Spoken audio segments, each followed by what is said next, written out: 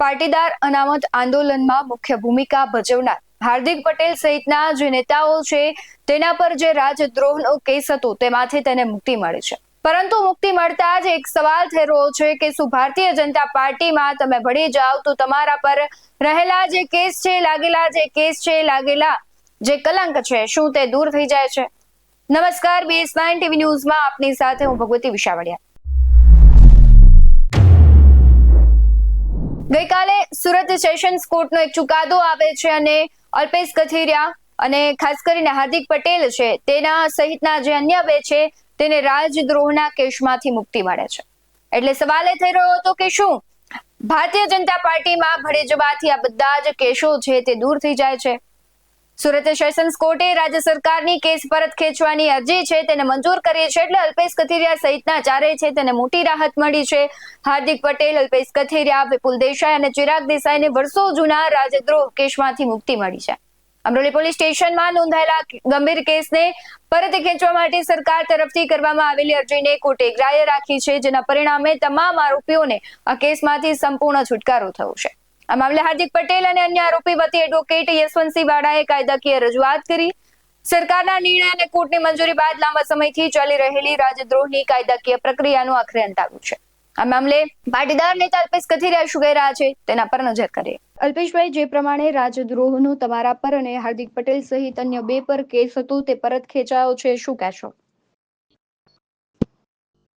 ગઈકાલે નામદાર સુરત શહેર પ્રિન્સિપલ ડિસ્ટ્રિક્ટ જજ દ્વારા બાબતે સરકાર તરફથી વિડ્રોની જે અરજી કરવામાં આવી હતી કેસ પરત ખેંચવાની એને ગ્રાહ્ય રાખી છે અને ગઈકાલે નામદાર કોર્ટે આ બાબતે ચુકાદો જાહેર કરી અને હું, મારી સાથે હાર્દિકભાઈ, ચિરાગ દેસાઈ અને વિપુલ દેસાઈ ચારેય ઉપરથી જે રાજદ્રોહનો કેસ હતો એ સરકાર પરત ખેંચવાની જે અરજી છે એને માન્ય રાખી હોય, જે અનુસંધાને ગઈકાલે કેસ વિડ્રો થયેલ છે। જે અલ્પેશભાઈ, સતત એક સવાલ થઈ રહ્યો છે અને વિપક્ષ પણ ક્યાંક ને ક્યાંક આક્ષેપ કરી રહ્યા છે કે ભારતીય જનતા પાર્ટીમાં આપ સર્વે હોવાથી આપના કેસ પરત ખેંચાયા છે, તેને લઈને શું માનો છો? આમાં ભારતીય જનતા પાર્ટીમાં હોવાથી કેસ પરત ખેંચાયો નથી।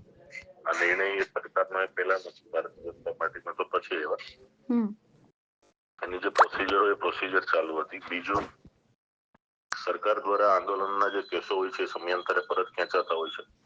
ઘણા બધા અન્ય આંદોલનો પણ છે, અમારું પણ પાટીદાર સમાજનું જે આંદોલન હતું, બીજા પણ આંદોલનો છે, એના પણ કેસો સમયાંતરે પરત ખેંચાયા છે। તો દરેક લોકો ભારતીય જનતા પાર્ટીમાં હોય ને કેસ પરત ખેંચે એવું નથી। જી અલ્પેશભાઈ, આપ જોડાયા તે બદલ આપનો ખૂબ આભાર।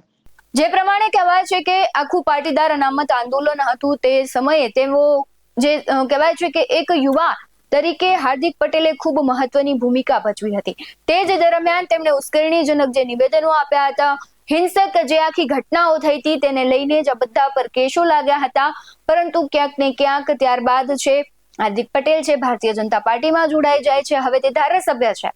હમણાં જ થોડાક સમય પહેલા તે કોર્ટમાં હાજર નહોતા થતા, તેટલા માટે તેના પર કાર્યવાહી પણ કરવામાં આવી હતી। બીજી તરફ અલ્પેશ કથિરિયા છે એ પણ ભારતીય જનતા પાર્ટીમાં જ છે, એટલે સવાલ હવે વિપક્ષ પણ કરી રહ્યો છે અને લોકમુખે પણ એવી ચર્ચાઓ થઈ રહી છે કે શું ભારતીય જનતા પાર્ટીમાં તમે ભળી જાઓ છો તો તમારા જે રાજદ્રોહના એટલે કે અતિ ગંભીર આ કેસો કહેવાય છે, શું આ બધા જ મટી જાય છે?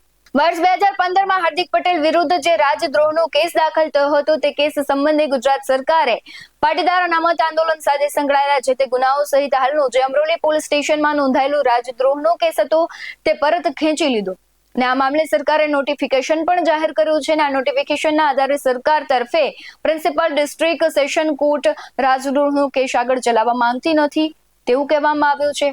જે અરજીને લઈને ડિસ્ટ્રિક્ટ સેશન કોર્ટે હાર્દિક પટેલ, અલ્પેશ કથિરિયા, વિપુલ દેસાઈ અને ચિરાગ દેસાઈને કહેવાય છે કે રાજદ્રોહના કેસમાંથી મુક્ત કર્યા છે। સાથે જ અપીલ પીરિયડ સુધીના ₹15,000ના જામીન આપવાનો પણ હુકમ કર્યો છે। હવે તમને થશે કે તેનો શું કામ તેના પર કેસ કરવામાં આવ્યો હતો, તો તેની વાત કરીએ તો વર્ષ 2015માં ગુજરાત આખું જાણે છે કે પાટીદાર અનામત આંદોલન થયું હતું ને આ દરમિયાન સુરતના અમરોલી પોલીસ સ્ટેશનમાં હાર્દિક પટેલ અને અલ્પેશ કથિરિયા વિરુદ્ધ રાજદ્રોહનો ગુનો નોંધવામાં આવ્યો। આ કેસમાં હાર્દિક પટેલે એક કથિત નિવેદન આપ્યું હતું જે તેણે આત્મહત્યાનો વિચાર કરતા પાટીદાર યુવકને વિપુલ દેસાઈ સાથેની મુલાકાત દરમિયાન આપ્યું। આ મુજબ હાર્દિક પટેલે યુવકને ઉશ્કેરતા કહ્યું કે આત્મહત્યા શું કામ કરે છે, મરવું હોય તો 2-4 પોલીસવાળાને મારી નાખવું, પણ પાટીદારનું દીકરું ક્યારેય નહીં મરે. પોલીસ આ શબ્દોને રાજ્ય સરકાર સામે હિંસા ફેલાવવાની અને યુદ્ધ છેડવાની ઉશ્કેરણી માનીને આઈપીસી કલમ 124A હેઠળ કાર્યવાહી કરી હતી.